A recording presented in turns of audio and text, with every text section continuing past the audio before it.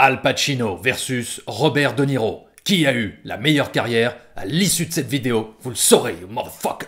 Say hello to my little friend! Al Pacino, Robert De Niro. Get your ass and get your things and get out of here. Alors avant de voir débarquer le tout dernier film de Martin Scorsese, Irishman, dans nos salles obscures... Ah non, merde. C'est vrai, il sort sur Netflix.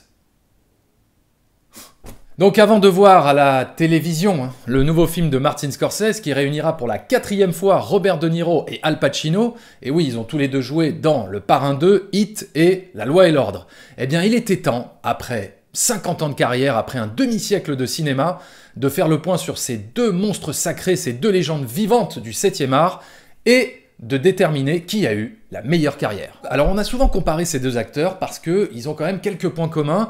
On va dire qu'ils ont interprété leurs rôles les plus iconiques, les plus marquants dans des films de mafia. Tous les deux ils sont nés à New York avec des origines italiennes.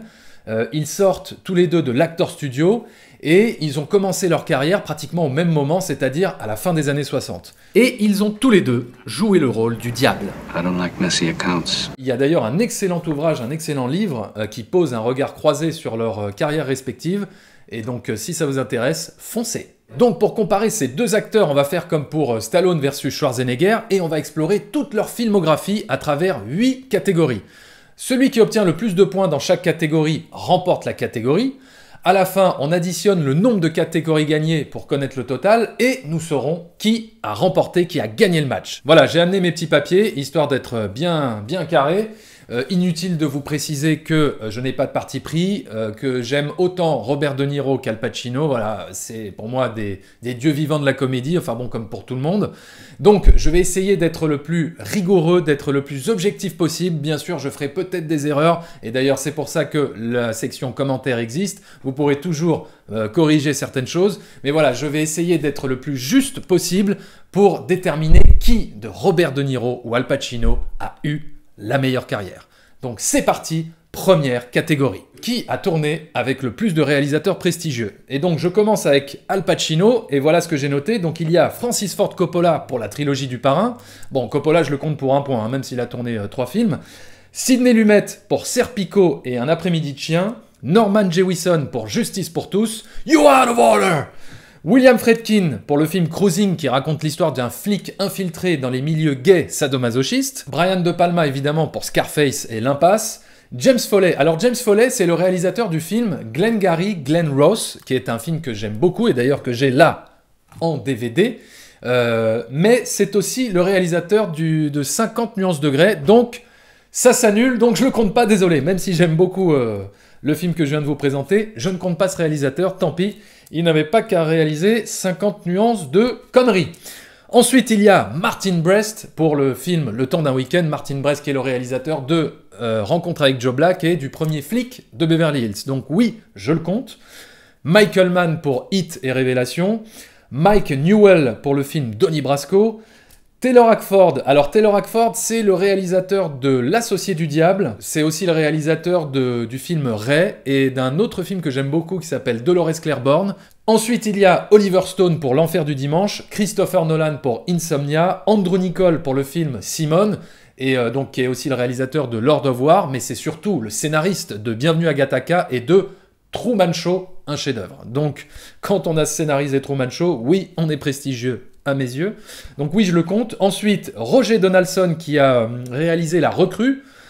Il a aussi réalisé Le Pic de Dante et Cocktail. Donc non, je ne le compte pas parmi les réalisateurs prestigieux. Désolé.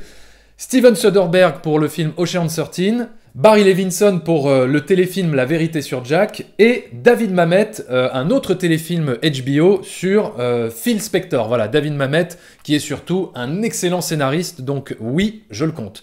Voilà, ce qui nous fait donc un total de 14 points pour Al Pacino. Maintenant, on passe à Robert De Niro. C'est parti. Donc il y a Brian De Palma pour les films Wedding Party, Greetings, I Mom et Les Incorruptibles.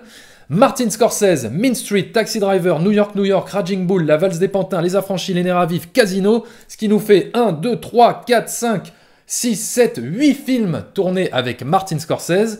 Irishman sera donc le 9e film. Ensuite, Francis Ford Coppola pour Le Parrain 2, Bernardo Bertolucci pour le film 1900, le pauvre il est mort hier, Bernardo Bertolucci à l'âge de 77 ans.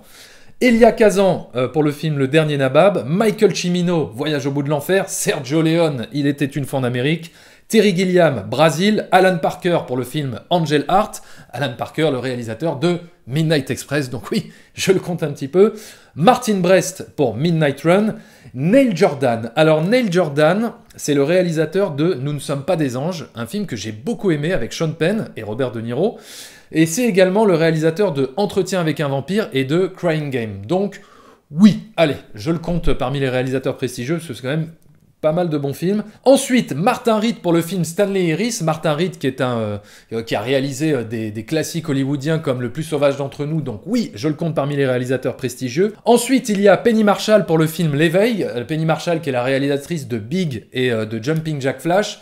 Donc, est-ce que je la compte parmi les réalisateurs prestigieux ? On va dire oui parce que c'est quand même une figure emblématique du cinéma des années 80. Enfin, en tout cas, c'est l'une des rares femmes réalisatrices à s'être imposée voilà, dans le Hollywood des années 80. Donc oui, je compte Penny Marshall. Ensuite, il y a Irwin Winkler pour La Liste Noire, Ron Howard pour Backdraft, Michael Keaton-Jones pour le film Blessure secrète que j'adore, mais c'est aussi le réalisateur de Basic Instinct 2. Donc, ça s'annule. Donc non, je compte pas, désolé.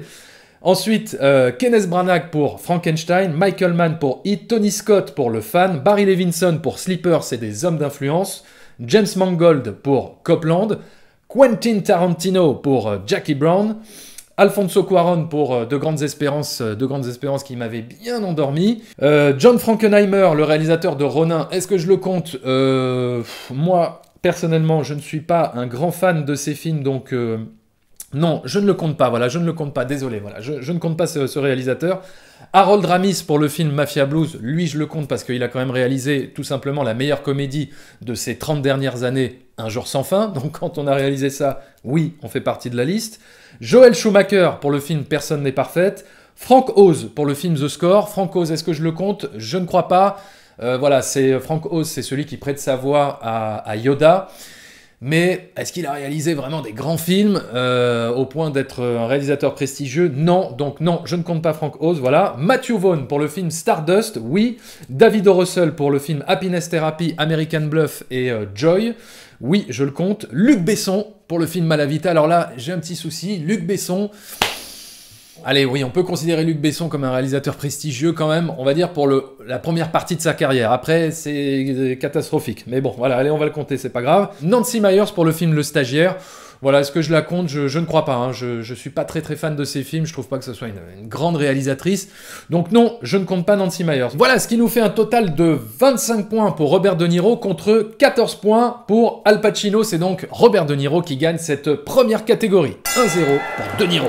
Deuxième catégorie, qui a incarné le plus de rôles iconiques. Alors on commence avec Al Pacino, voilà ce que j'ai noté. Donc il y a évidemment Michael Corleone, bon lui il devrait presque compter triple, mais bon je le compte pour un point.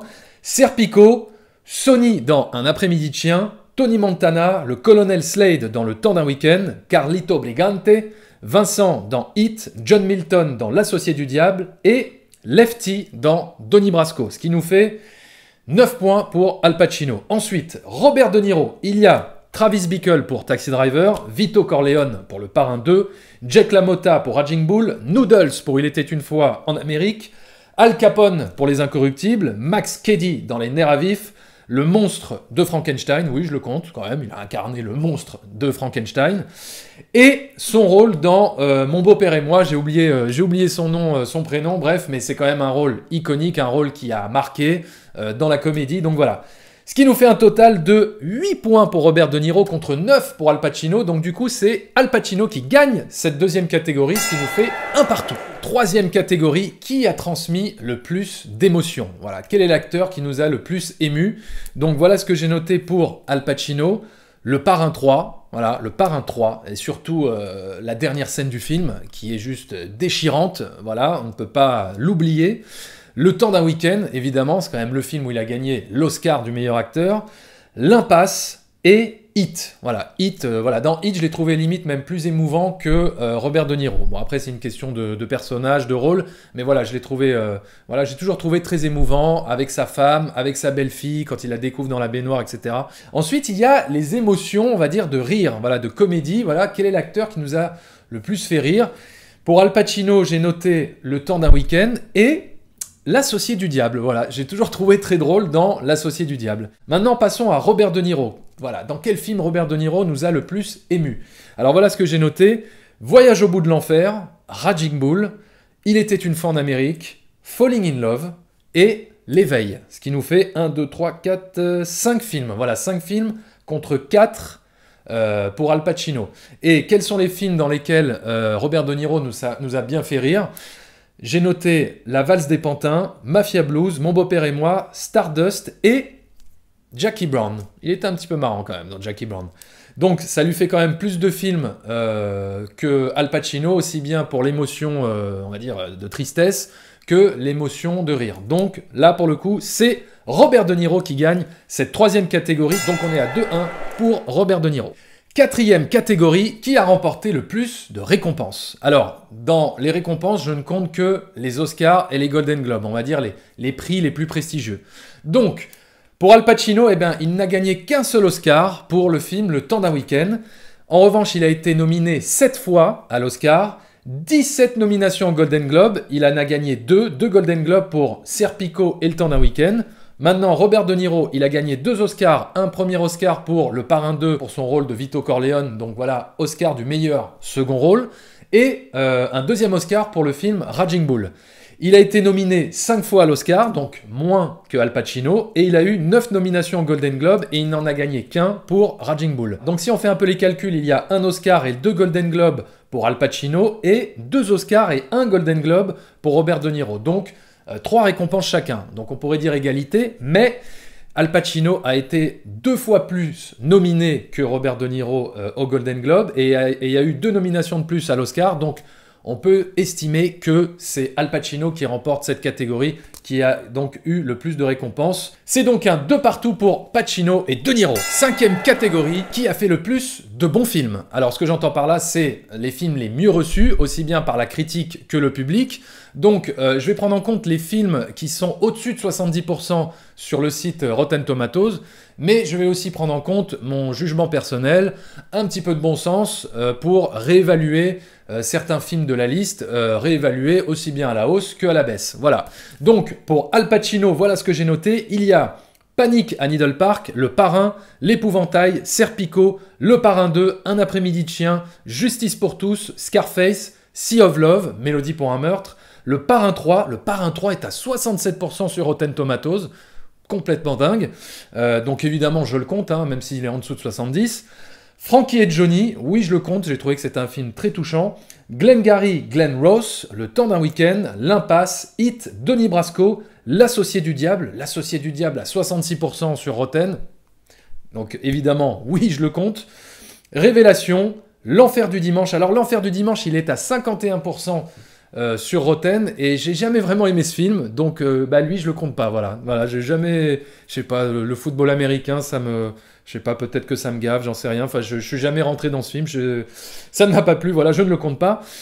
Insomnia, le téléfilm You Don't Know Jack, la vérité sur Jack, et Danny Collins, qui est à 77%, donc je devrais le compter, mais non, parce que j'ai trouvé que c'était un film très lambda, très bateau, cliché au possible, voilà, très oubliable. Et enfin, un dernier film qui s'appelle Salomé, que je n'ai pas vu, mais apparemment c'est extraordinaire, c'est exceptionnel, je sais pas, il est à 95% sur Rotten Tomatoes.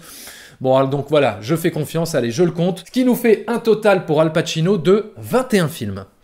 Ensuite, on passe à Robert De Niro. Donc voilà ce que j'ai noté, il y a Greetings, qui est à 87%. J'ai jamais tellement aimé ce film, c'est un film réalisé par De Palma, donc oui, il est à 87%, mais je ne sais pas, je me suis toujours un petit peu ennuyé devant ce film, donc non, je ne le compte pas. En revanche, il y a Hi Mom, qui est aussi réalisé par Brian De Palma, celui-là, oui, je le compte, il est à 73%, oui, je le compte. Mean Streets, Le Parrain 2, Taxi Driver, Voyage au bout de l'enfer, Raging Bull, La valse des pantins, Il était une fois en Amérique, Brasil, Angel Heart, Les Incorruptibles, Midnight Run. Nous ne sommes pas des anges, il est à 47%, mais moi j'ai toujours trouvé ce film très touchant, très émouvant, très beau. Donc oui, je le compte, même s'il est à 47%. Oui, je le compte, nous ne sommes pas des anges. Ensuite, un petit film de mafia qui s'appelle Les Affranchis. Allez, oui, je le compte. L'éveil, La Liste Noire. La Liste Noire, il est à 65%, mais c'est un très bon film de Irwin Winkler sur le McCarthyisme où Robert De Niro est excellent. Donc oui, je le compte. Backdraft, 74%, oui, bien sûr que je le compte. Les Nerfs à vif, 75%, c'est très peu, mais oui, évidemment, je le compte.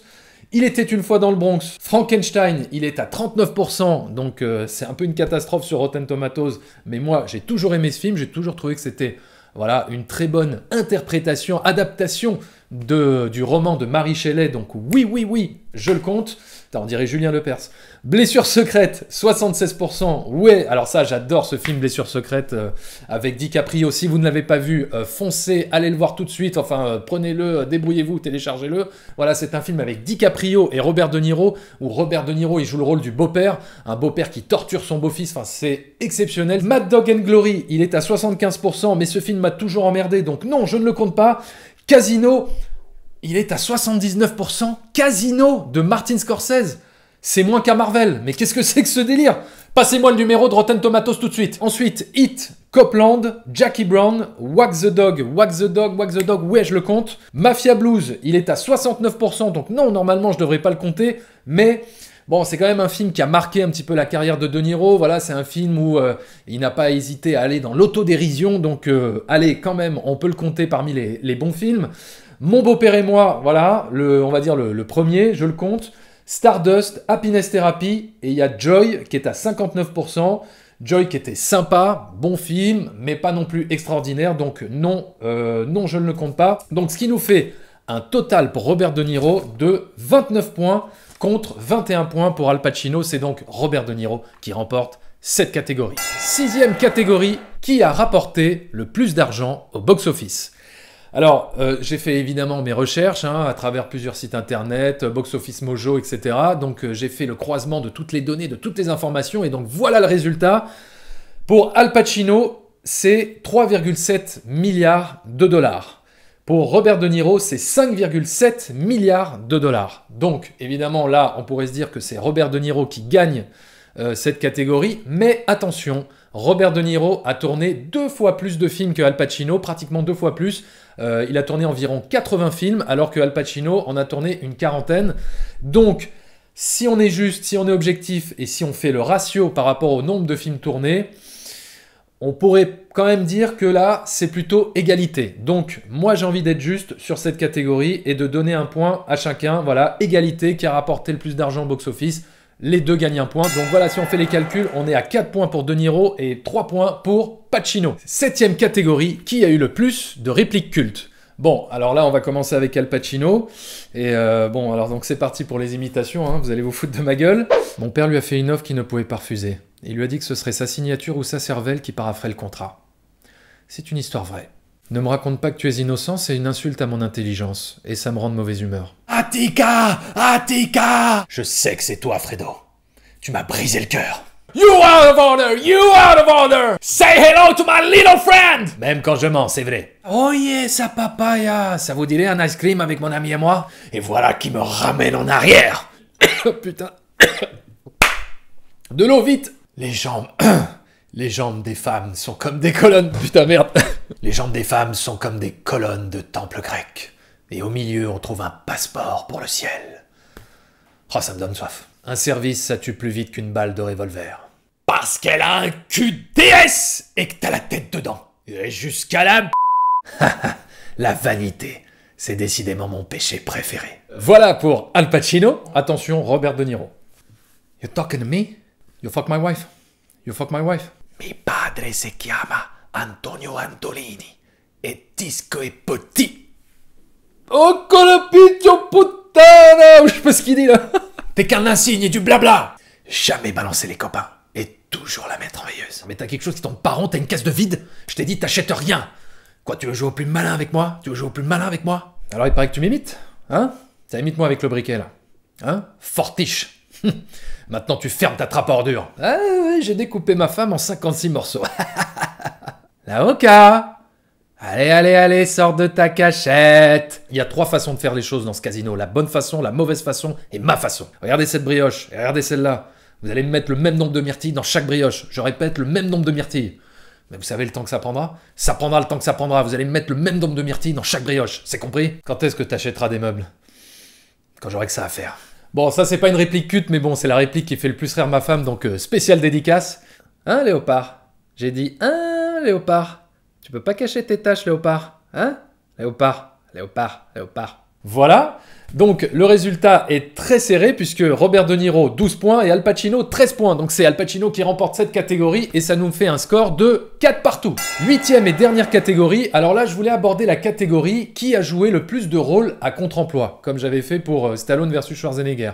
Mais je me suis aperçu que c'était pas forcément très pertinent dans le cas de Al Pacino et Robert De Niro, dans le sens où ce sont des acteurs qui ont joué des rôles très différents assez tôt dans leur carrière. Quand tu passes de Michael Corleone à Tony Montana, tu as quand même 2 personnages complètement opposés. Et donc dans ce cas-là, quel est le rôle à contre-emploi? C'est celui dans Scarface, celui dans Le Parrain. En plus, au milieu de ça, tu as un après-midi de chien avec un rôle qui n'a absolument rien à voir. Et pareil pour De Niro. Si on doit considérer uniquement les comédies dans lesquelles il a joué pour dire que c'est des rôles à contre-emploi, je dirais que c'est pas forcément vrai, puisque au début de sa carrière, il a joué dans des comédies, notamment dans les films de Palma. Tu as par exemple aussi Mean Streets, où il joue un rôle qui s'apparente plus à de la comédie. Tu as la valse des pantins au début des années 80 où il est juste hilarant. Donc voilà, t'es pas obligé d'attendre la fin des années 90 avec Mafia Blues ou Mon beau-père et moi pour voir Robert De Niro dans des comédies. Du coup, j'ai opté pour une autre catégorie qui est combien de rôles interprétés méritaient absolument l'Oscar. Voilà donc ce que j'ai noté pour Al Pacino. Alors ce sont des rôles où il n'a jamais gagné l'Oscar évidemment, mais il a pu être nominé, mais en tout cas il n'a jamais gagné. Et c'est scandaleux. Voilà donc la liste. Le Parrain 1. Je n'ai pas compté Le Parrain 2 parce que c'est quand même assez proche en termes de rôle que Le Parrain numéro 1. Mais par contre, j'ai compté Le Parrain 3 parce que là, il y a une ellipse temporelle. 20 ans se sont passés. On retrouve Michael Corleone un petit peu changé, transformé. On peut considérer que c'est plus vraiment le même rôle que dans les premiers Parrains. Donc, il méritait un petit Oscar quand même pour cette interprétation-là de Michael Corleone. Un après-midi de chien, Justice pour tous, Scarface, L'Impasse, Hit, Donnie Brasco et L'associé du diable. Ce qui nous fait donc 9 points pour Al Pacino. Maintenant, Robert De Niro. Taxi Driver, New York, Voyage au bout de l'enfer, La valse des pantins, Il était une fois en Amérique, L'éveil, Les nerfs à vif, Blessure secrète, Casino et Happiness Therapy. Ce qui nous fait donc 10 points pour Robert De Niro contre 9 Al Pacino. C'est donc Robert De Niro qui remporte cette catégorie et c'est donc Robert De Niro qui est le grand gagnant du match. Voilà, tout ça ne veut pas dire que Robert De Niro est un meilleur acteur qu'Al Pacino, hein, surtout à 1 point d'écart, mais tout simplement que Robert De Niro a peut-être eu une carrière plus riche, plus fournie que Al Pacino. En tout cas, ça m'a fait super plaisir, moi, de faire cette vidéo et de me replonger dans la filmographie de ces 2 grands géants du cinéma. Et j'hésiterai pas à revenir avec une autre vidéo sur la même thématique en opposant 2 acteurs ou peut-être même 2 réalisateurs, on verra. Voilà, n'hésitez pas à me dire dans les commentaires si vous êtes d'accord ou pas avec les résultats de certaines catégories. Hein, n'hésitez pas à rectifier des choses, à me dire ce que vous avez pensé voilà, de certains choix. Il n'y a pas de souci, on en discute, on en débat. Et surtout, n'hésitez pas à partager la vidéo, à mettre des pouces bleus, à liker. Vous pouvez me suivre sur les réseaux sociaux tels que Facebook, Twitter et Instagram. Et j'ai tout simplement envie de vous dire à la semaine prochaine pour de nouvelles aventures cinématographiques. Et surtout, continuez à fréquenter les salles obscures parce que Netflix, c'est bien, le cinéma, c'est mieux. Ciao! All right, just get the hell out of here. Huh? I got a goddamn campaign.